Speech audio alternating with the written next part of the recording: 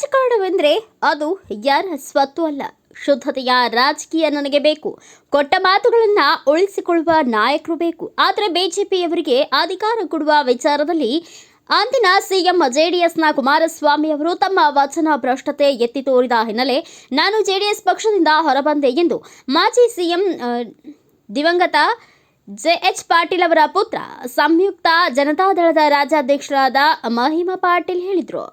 ಪಟ್ಟಣದ ವೀರೇಶ್ವರ ಸಂಸ್ಥೆಯಲ್ಲಿ ಸುದ್ದಿಗಾರರೊಂದಿಗೆ ಮಾತನಾಡಿದ ಅವರು, ಕುಮಾರಸ್ವಾಮಿ ಅವರಿಗೆ ಅಧಿಕಾರದ ದಾಹದಿಂದ ಯಡಿಯೂರಪ್ಪನವರಿಗೆ ಸಿಎಂ ಆಗಲು ಅವಕಾಶ ಕೊಡಲಿಲ್ಲ. ಅಂತಹ ಅಪವಿತ್ರ ರಾಜಕೀಯ ಈ ನಾಡಿನಲ್ಲಿ ಬೇರೂರಬಾರದು. ಇಂದಿನ ರಾಜಕೀಯ ಕಲುಷಿತ ಸ್ಥಿತಿ ನಮ್ಮನ್ನ ತಲ ಕೆಳಗೆ ಮಾಡುವಂತಾಗಿದೆ. ನನ್ನ ತಂದೆ ಹಾಗೂ ರಾಮಕೃಷ್ಣ ಹೆಗಡೆ ಅವರು ನಾಡಿನ ಒಳಿತಿಗೆ ಮತ್ತು ಅಭಿವೃದ್ಧಿಗೆ ರಾಜಕೀಯ ಮಾಡಿದ್ದಾರೆ. ಸದ್ಯ ನಾವು ಕೂಡ ಸಂಯುಕ್ತ ಜನತಾ ದಳವನ್ನ ವಿಜಯಪುರ ಜಿಲ್ಲೆಯಲ್ಲಿ ಹಂತ ಹಂತವಾಗಿ ಬೇರೆ ಪಕ್ಷದ ಫಲಾನುಭವಿಗಳಿಗೆ ನಾಯಕರನ್ನು ಹುಡುಕಿ ತಂದು ಶುದ್ಧ ರಾಜಕಾರಣಕ್ಕೆ ಪಕ್ಷ ಸಂಘಟನೆಗೆ ಮುಂದಾಗುತ್ತಿದ್ದೇವೆ ಎಂದರು. ಮನವಿ: ಅಗಲಿದ ದಿವಂಗತ ದೇಶಮುಖ ದಂಪತಿಗಳ ಮನೆತನದಲ್ಲಿ ಮತ್ತೆ ಅವರ ಕುಡಿಗಳು ರಾಜಕೀಯಕ್ಕೆ ಬರಲು ಒತ್ತಡ ಹಾಕುತ್ತಿದ್ದೇವೆ. ಮುಂದಿನ ದಿನಗಳಲ್ಲಿ ನಾಡಿನಲ್ಲಿ ಶುದ್ಧತೆ ತರುವ ನಿಟ್ಟಿನಲ್ಲಿ ಮತ್ತು ಯುವ ಪೀಳಿಗೆಗೆ ಉತ್ತಮ ಸಂಸ್ಕಾರಯುತ ಬದುಕಿಗೆ ಅಕ್ಟೋಬರ್ ತಿಂಗಳಲ್ಲಿ ನಮ್ಮ ತಂದೆಯವರ ಜನ್ಮದಿನದ ಸ್ಮರಣೆಗೆ ಸೂರ್ಯೋದಯ ಎನ್ನುವ ಅಭಿಯಾನ ಜಾಥಾ ಹಮ್ಮಿಕೊಂಡಿದ್ದ ದಾವಣಗೆರೆ ಮೂಲಕ ಆರಂಭಗೊಳ್ಳುವ ಅಭಿಯಾನವು ಪರಿಸರ, ಶಿಕ್ಷಣ, ಧರ್ಮ, ಸಾಮಾಜಿಕ ಮತ್ತು ಆರ್ಥಿಕತೆಯಲ್ಲಿ ಶುದ್ಧತೆ ತರುವ ಅಂಶಗಳನ್ನು ಹೊಂದಿದೆ. ವಿಜಯಪುರ ಜಿಲ್ಲೆಯಿಂದ ಹೆಚ್ಚಿನ ಸಂಖ್ಯೆಯಲ್ಲಿ ಭಾಗವಹಿಸಿ ಎಂದು ಮನವಿ ಮಾಡಿಕೊಂಡರು. ಈ ವೇಳೆ ಕುಂಟೋಜಿಯ ಡಾಕ್ಟರ್ ಚನ್ನವೀರ ಶಿವಾಚಾರ್ಯರು, ಮುತ್ತು ಅಂಗಡಿ, ಬಸನಗೌಡ ಪಾಟೀಲ್, ಶಶಿ ಬಂಗಾರಿ, ಚನ್ನಪ್ಪಗೌಡ, ಹಂಪನಗೌಡರು ಸೇರಿದಂತೆ ಹಲವರು ಉಪಸ್ಥಿತರಿದ್ದರು. ವರದಿಗಾರ ಅಬ್ದುಲ್ ರಜಾಕ್ ರಕ್ಕಸಗಿ, ನಾಲತ್ವಾಡ್. ನನಗೆ ಅನಿವಾರ್ಯತೆ ಇಲ್ಲ. ನಾನು ಯಾರ್ದೋ ಇದರೊಳಗಡೆ ಒತ್ತಡದೊಳಗೆ ನಾನು ಜೀವನ ಮಾಡೋದಕ್ಕೆ ತಯಾರಿಲ್ಲ. ಅಥವಾ ಈಗ ಹಿಂಗೆ ಮಾಡಿದರೆ ಇದು ಅಂತಂದು ಆ ಥರದ ಒಂದು ಒತ್ತಡದೊಳಗೆ ನಾನು ಮುಂದಕ್ಕೆ ಹೋಗಲ್ಲ. ಸೊ ಈ ಅನಿವಾರ್ಯತೆಯನ್ನು ಬಿಟ್ಟು ನಾವು ಸ್ವತಂತ್ರ ನಿಜವಾಗ್ಲೂ ಜನಕ್ಕೆ ಏನು ಬೇಕು ಅನ್ನೋದ್ರ ಬಗ್ಗೆ ನಾವು ಚಿಂತನೆ ಮಾಡಬೇಕು. ಇವತ್ತಾದರೂ ಕೂಡ ಆ ಚಿಂತನೆಗೋಸ್ಕರ ಬಂದಿರೋದು ನಾನು. ಅವರೆಲ್ಲ ಹಿಂದೆ ಇದ್ದಂಥ ರಾಮಕೃಷ್ಣ ಹೆಗಡೆ ಅವರು ಅವರೆಲ್ಲ ಅವರ ಆಲೋಚನೆಗಳೇನಿತ್ತು, ಅದಕ್ಕಿಂತ ಹಿಂದೆ ರಾಮನವರ ಲೋಹಿಯ ಅಂತ ನಮ್ಮ ತಂದೆಯವ್ರ ಗುರುಗಳು, ಅವರ ಆಲೋಚನೆಗಳು ಈಗಿನ ರಾಜಕಾರಣಿಗೆ ಪ್ರೇರಣೆ ಆಗೋದು. ಅದು ಪ್ರೇರಣೆ ಆಗೋದು.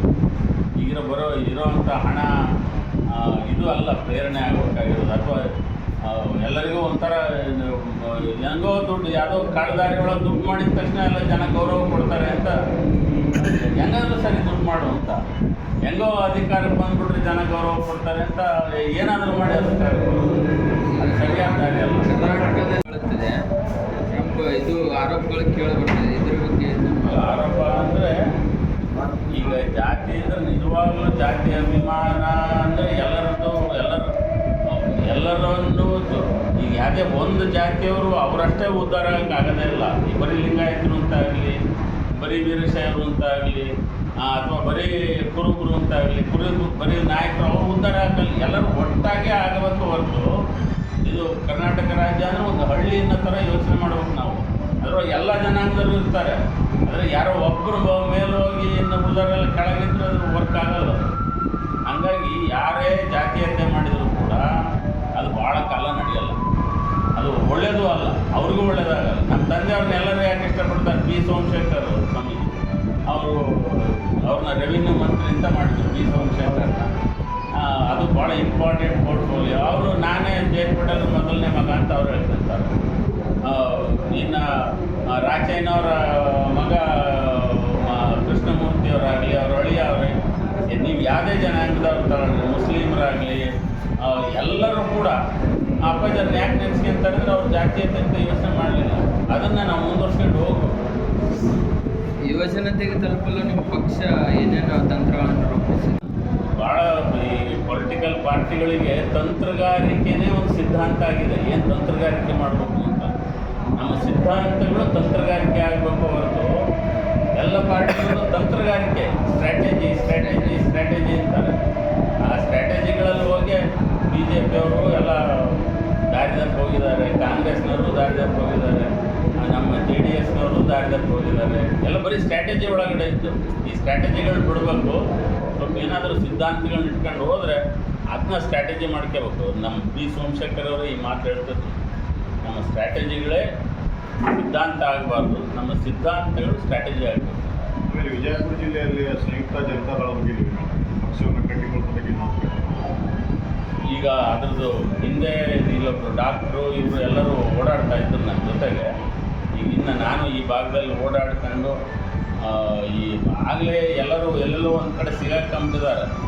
JDSನಾಗ ಒಂದೆರಡು ಜನ ಸಿಗಾಕೊಂಡಿದ್ದಾರೆ, BJPಗೆ ಒಂದೆರಡು ಜನ ನಮ್ಮ ಜೊತೆಗೆ ಇದ್ದಂಥವ್ರೆ, BJPಗೆ ಒಂದೆರಡು ಜನ, ಕಾಂಗ್ರೆಸ್ನಾಗ ಒಂದೆರಡು ಜನ ಎಲ್ಲ ಸಿಕ್ಕಾಕೊಂಡ್ರವ್ರನ್ನ ಬಿಡಿಸೋದಕ್ಕೆ ಅಂತ ಅನ್ನೋದು ನಮ್ಮ ಮಾತುಗಳ ಮೂಲಕನೇ, ಕಮ್ಯುನಿಕೇಷನ್ ಮೂಲಕನೇ ಬಿಡಿಸ್ಬೇಕು. ಹಾಗಾಗಿ ನಾನು ಇನ್ನು ಈ ಭಾಗದಲ್ಲಿ ಸ್ವಲ್ಪ ಪ್ರವಾಸ ಮಾಡ್ತಿರ್ತೀನಿ. ನಿಮ್ಮದು ಎಲ್ಲರದ್ದು ಸಂಪರ್ಕ ಇರಲಿ, ಎಲ್ಲರೂ ಒಟ್ಟಾಗಿ ಸೇರಿ ನಾನು ಸರ್ವೋದಯ ಅಂತ ಏನು ಹೇಳಿದೆ, ಪರಿಸರದ ಬಗ್ಗೆ ನಾವು ಆಲೋಚನೆ ಮಾಡಬೇಕು. ನಮ್ಮ ಕೃಷಿ ಏನಿದೆ ಅದು ಹಾಳಾಗಿ ಹೋಗಿದೆ, ಎಲ್ಲರೂ ಹಣಕ್ಕಾಗಿ ಕೃಷಿ. ಆಮೇಲೆ ಶಿಕ್ಷಣ ಸಂಸ್ಥೆಗಳು ಅಂದರೂ ಕೂಡ ಹಣನೇ ಮುಖ್ಯ ಅನ್ನೋಂಗಾಗಿದೆ. ನಿಜವಾಗ್ಲೂ ಮಕ್ಕಳಿಗೆ ಶಿಕ್ಷಣ ಕೊಡೋದು ಅನ್ನೋಕ್ಕಿಂತ ಆರೋಗ್ಯ ಅಂದರೆ ಇನ್ನು ಡಾಕ್ಟ್ರುಗಳ ಹತ್ರ ಹೋದರೆ ದೊಡ್ಡ ಕಷ್ಟ, ಡಾಕ್ಟ್ರುಗಳ ಹತ್ರ ಹೋದರೆ ಕಷ್ಟ ಅನ್ನೋಂಗಾಗಿದೆ. ಅವ್ರು ಏನಾದರೂ ಮಾಡಿ ಏನಾದರೂ ಕೊಯ್ದು ಹಾಕಿಬಿಡ್ತಾರೆ ಹಣಕ್ಕಾಗಿ. ಆರೋಗ್ಯ ಅದರಿಂದ ಈ ಅದು ಆಡಳಿತ ಅನ್ನೋದು ಹಣಕ್ಕಾಗಿ ಅಂತ ಇರೋದನ್ನು ನಾವೆಲ್ಲರೂ ಒಬ್ಬೊಬ್ಬರೇ ಅದನ್ನ ಶಿಫ್ಟ್ ಮಾಡಲೇಬೇಕಾದಂಥ ಒಂದು ಅನಿವಾರ್ಯತೆ ಮಾಡೋಣ.